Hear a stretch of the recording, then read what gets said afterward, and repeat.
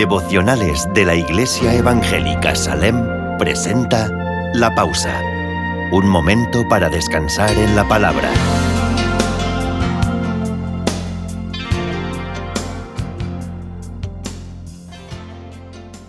Hoy, trapos viejos y ropas raídas, segunda parte. Estimado amigo, hermano y oyente, decíamos en la pausa anterior que en Cristo somos siempre confrontados con la verdad de su palabra y tenemos que decidir si solo le escucharemos pero no le seguiremos o si le escucharemos y le seguiremos hasta el final. Debemos decidir si nos comprometemos con el Señor y su palabra en nuestra realidad cotidiana o no. Bonhoeffer le escuchó y le siguió hasta el final. Regresó a Alemania y se enfrentó al régimen nazi. Poco tiempo después fue asesinado por el mismo régimen. Jeremías, mucho antes que Bonhoeffer, abrazó la verdad de la palabra de Dios en medio de su generación, en la realidad de su día a día, y este fue el resultado. Entonces tomaron ellos a Jeremías y lo hicieron echar en la cisterna de Malquías, hijo de Amelec, que estaba en el patio de la cárcel, y metieron a Jeremías con sogas, y en la cisterna no había agua sino cieno, y se hundió Jeremías en el cieno.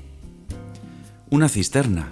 Esto es lo que probablemente nos espera a los que queramos vivir según la gracia cara. A Dios le salió caro, tuvo que encarnarse, vivir aquí padeciendo todo tipo de maldades y entregar su vida hasta el final sin miedo a las cisternas.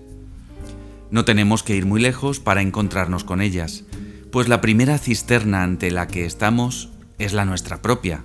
Nuestro espíritu se encuentra encarcelado en este cuerpo mortal que se va deteriorando y nos va limitando. Cada día debemos escuchar la palabra de Dios y decidir si la obedeceremos o si miraremos para otro lado. No importa si estamos solos o acompañados, la lucha es constante. Miserable de mí, ¿quién me librará de este cuerpo de muerte?, decía el apóstol Pablo. Jeremías no puso oposición. No se quejó ni ante los hombres ni ante Dios. Habló cuando tuvo que hablar. Pero ahora tocaba guardar silencio y aceptar la cisterna, porque era esto lo que implicaba seguir al Señor en aquel momento. En otro sería proclamar a los cuatro vientos la palabra de Dios, pero ahora tocaba cisterna y cieno, pero no cieno hasta los tobillos simplemente, sino el suficiente como para hundirte en él. Imagino a Jeremías mayor, sin agua, muerto de sed y con el cieno apretujando sus pulmones. Gracia cara. Obediencia hasta el final. ¿Qué podemos hacer en medio de esa situación? ¿Qué puede hacer alguien que se encuentra en la cisterna del maltrato? ¿Qué puede hacer un menor apresado entre los cienos de la cisterna del abuso? ¿Qué puede hacer quien ha perdido su trabajo, su casa, su familia en medio de una guerra injusta? Algo así era lo que se avecinaba para Judá en tiempos de Jeremías, pero el pueblo no quería escuchar. Así que echaron a Jeremías a la cisterna a ver si el cieno le tapaba la boca. En el mundo, la cisterna y el cieno no pasan de moda. Es la herramienta que se usa para callar a los hijos de Dios.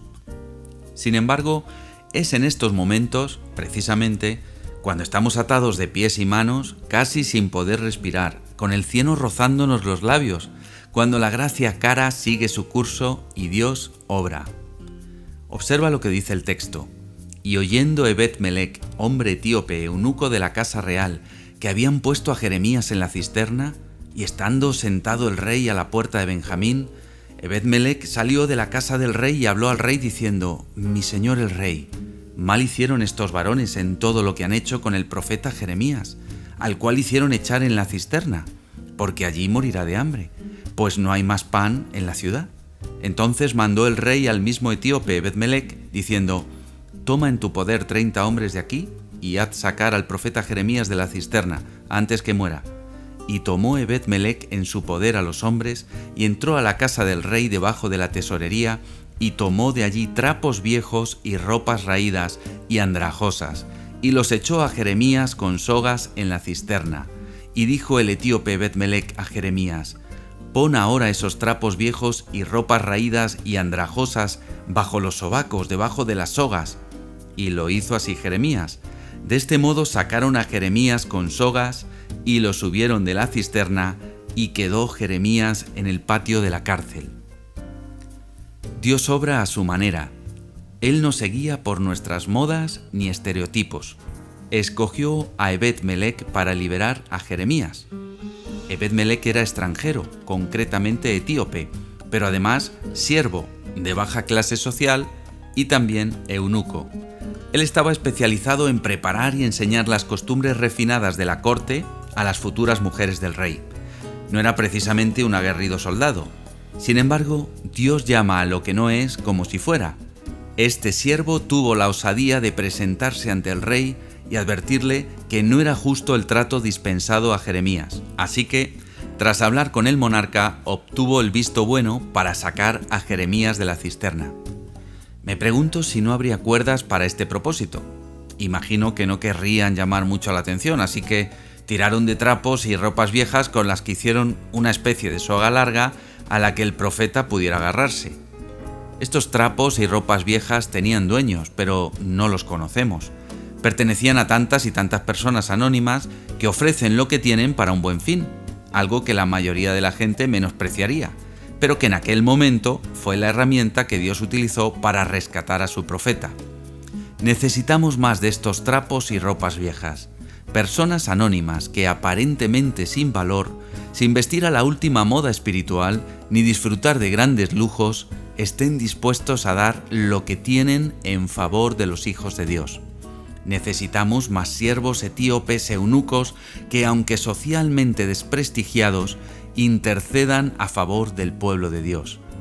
¿Acaso no nos necesitamos unos a otros? Cuando ayudamos a otros compartimos fortaleza, cuando otros nos ayudan compartimos debilidad. Nos gusta sentirnos fuertes, no débiles. Preferimos ayudar a ser ayudados. Pero aún aquello, ayudar, tendemos a hacerlo desde la comodidad de la gracia barata y no desde la implicación incondicional que no se detiene ante ningún riesgo. El etíope eunuco se implicó en la ayuda a Jeremías. Él era un sirviente, sin poder ni autoridad en el reino babilónico. Alguien de clase social baja, casi un trapo, alguien a quien se usaba de aquí para allá con el fin de cubrir necesidades básicas. Sin embargo, este extranjero no miró para otro lado, luchó por rescatar a Jeremías, estuvo dispuesto a presentarse ante el rey para decirle que lo que se había hecho con el profeta era un gran error. Dios sigue contando con personas aparentemente insignificantes, sin grandes recursos, personas que están dispuestas a limpiar lo que otros han ensuciado.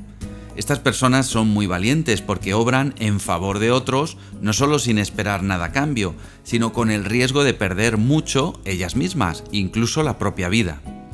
Jeremías era una persona dócil, pues en ningún momento se opuso al maltrato injusto que le dispensaron. No abandonó la fe, ni cambió su discurso. Cuando llegó la ayuda, no titubeó, la aceptó humildemente. Aparentemente esto parece fácil, pero ¿cuántas personas hay que no se dejan ayudar porque se ven cargadas de razón y solo esperan y quieren ser vengados? Estimado oyente, ¿vamos a mirar para otro lado? ¿Bajo la mentira de que no sabíamos nada? ¿Bajo el pretexto de que no nos lo dijeron? ¿Bajo la excusa de que no nos correspondía o nadie dio la orden? ¿Bajo la cobardía de que ya lo harán otros? ¿Vamos a huir? Felices los que avizoran la necesidad sin hacerse notar. Dichosos los que comprometen su alma aliviando a los ensogados. Benditos los que con suaves signos, gestos, palabras liberan cerrojos y abren puertas. Gozosos los que desde la aparente inexistencia, desde su nada, lo dan todo para ir contracorriente. Felices, dichosos, benditos, gozosos los trapos que se empapan de lo que otros desparramaron y lo absorben desde la límpida verdad para borrar las huellas del mal.